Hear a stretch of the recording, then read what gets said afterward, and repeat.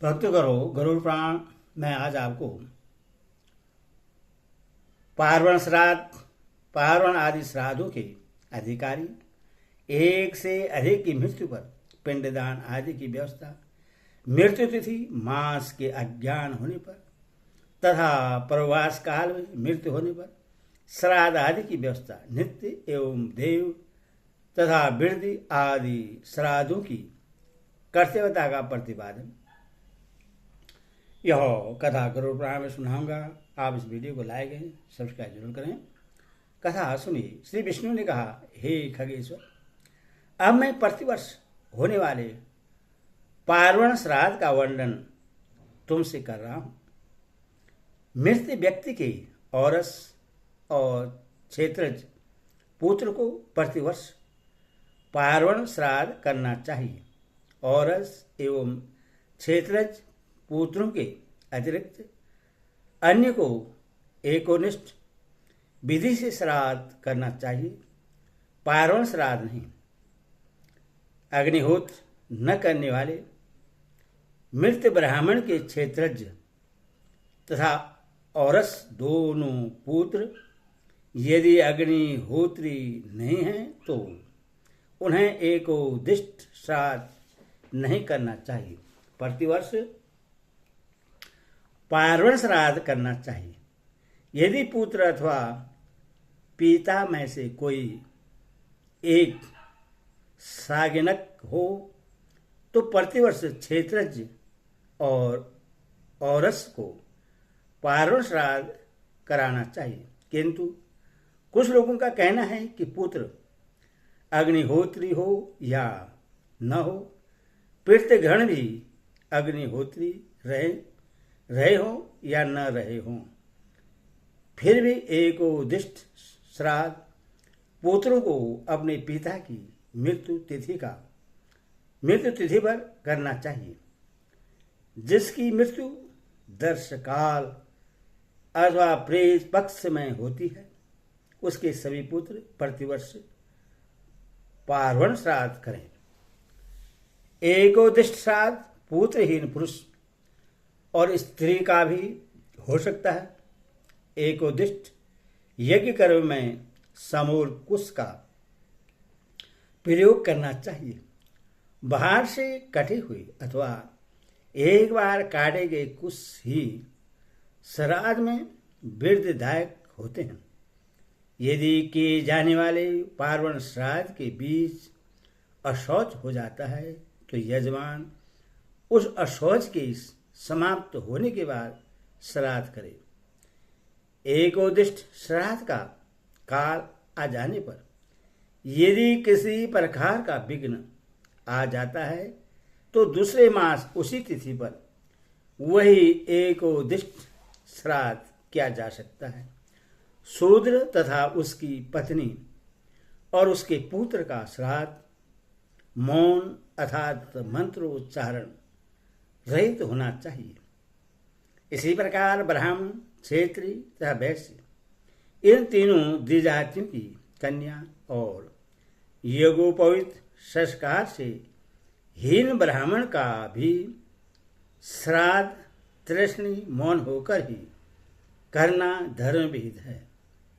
एक ही समय में एक ही घर के बहुत से लोगों को अथवा दो व्यक्तियों की मृत्यु हो गई हो तो उनके श्राद्ध का पाक एक साथ और श्राद्ध पृथक पृथक करना चाहिए।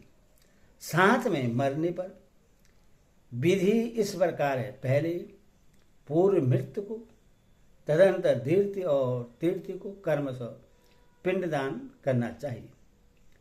जो आलस्य रहित होकर इस विधान के अनुसार अपने माता पिता का प्रत्येक वर्ष श्राद्ध करता है, वह उनका उद्धार करके स्वयं भी परम गति को प्राप्त करता है।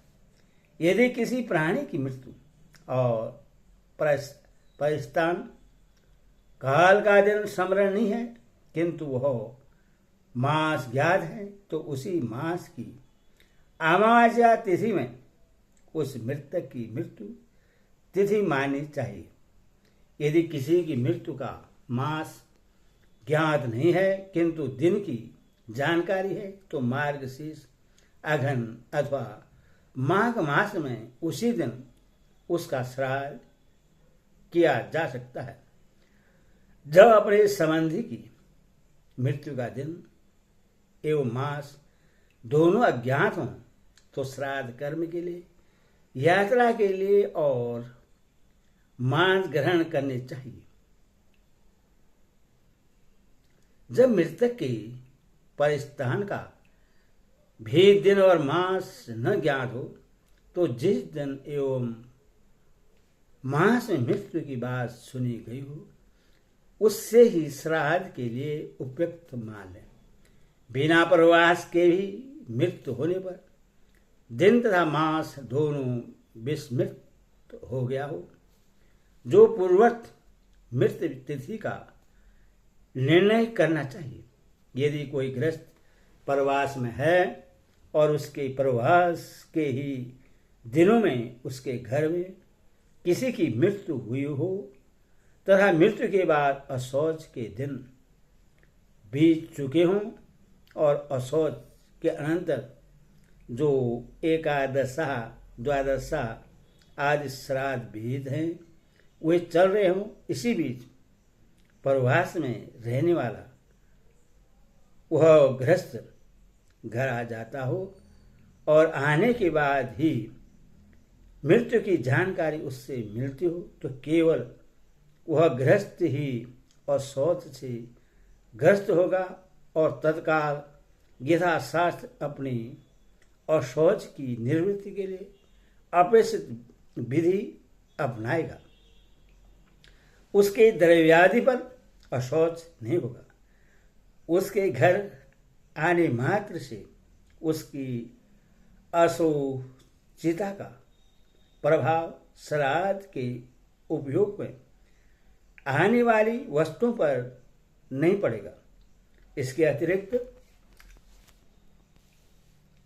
यह भी ज्ञात भय है कि यदि श्राद्ध का मुख्य अधिकारी सुदूर देश में है और उसके घर आकर यथाधिकार श्राद्ध करने की संभावना नहीं बनती है, ऐसी स्थिति में अन्य अधिकारी पुत्रादि द्वारा यदि श्राद्ध कर्म प्रारंभ कर दिया गया है तो उससे भी श्राद्ध प्रक्रिया पूर्ण करनी चाहिए।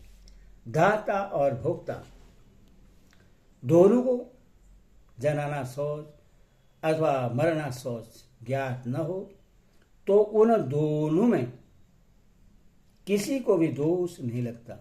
जनाना शौच और मरना शौच का ज्ञान भोक्ता को हो जाए और दाता को न हो तो उस समय भोक्ता को ही पाप लगता है। इसमें वह दाता दोषी नहीं होगा। जिस मृत व्यक्ति की तिथि ज्ञात नहीं है उसकी मृत तिथि का निर्धारण पूर्वोक्त प्रकार से करके जो श्राद्धादि करता है वह मृत व्यक्ति को तार देता है। नित्य श्राद्ध में निमंत्रित ब्राह्मण को सभी पितरों के शांत भक्तिपूर्वक अर्घ्य पाद तथा गंधादि के द्वारा पूजा करके पितरों के उद्देश्य से ब्राह्मण को यथाविधि भोजन कराना चाहिए। आवाहन, स्वधाकार, पिंडदान, अग्नोकरण, ब्रह्मचर्यादि नियम और विश्वदेवकृत ये कर्म नित्य श्राद्ध में त्याज्य हैं। इस श्राद्ध में ब्राह्मण को भोजन कराने के बाद उन्हें यथाशक्ति दक्षिणा देकर प्रणाम निवेदन करते हुए विदा करें। विश्वदेव आदि के उद्देश्य से ब्राह्मण को नित्य श्राद्ध की भांति जो भोजन कराया जाता है वह देव श्राद्ध कहा जाता है। यदि अग्रिम दिन कोई शुभ कार्य, विवाह अथवा यज्ञोपवीत आदि करने हैं तो उसके पूर्व दिन मार्त श्राद्ध और पितृ श्राद्ध एवं माता महोश्राद्ध श्राद्ध करने चाहिए।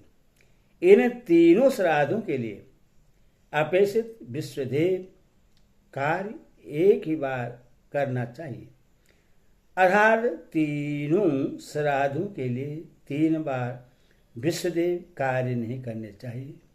पहले मार्त पितामही तथा पर पितामही के लिए, तदंतर पितृ पितामही और पर पितामह के लिए, तत्पश्चात माता महादि के लिए कर्मसौ आसनादि के दान की क्रिया संपन्न करनी चाहिए।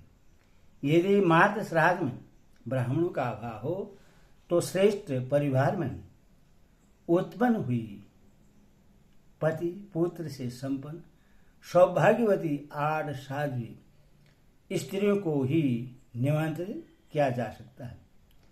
इष्ट और आपूर्ति कृत्य में आवदैहिक श्राद्ध करना चाहिए। उत्पात आदि की शांति के लिए नित्य श्राद्ध के समान नैमित्तिक श्राद्ध करने का विधान है। हे ताक्षरी, जैसा मैंने कहा है उसी प्रकार से नित्य श्राद्ध, देव श्राद्ध, वृद्ध श्राद्ध, काम श्राद्ध तथा नैमित्तिक श्राद्ध, इन 5 श्राद्धों को करता हुआ मनुष्य अपने समस्त अभिष्टों को प्राप्त करता है। इस तरह मैंने सब बता दिया। अब तुम मुझसे और क्या पूछ रहे हो? हरि ओम। दश ओम विष्णु विष्णु विष्णु।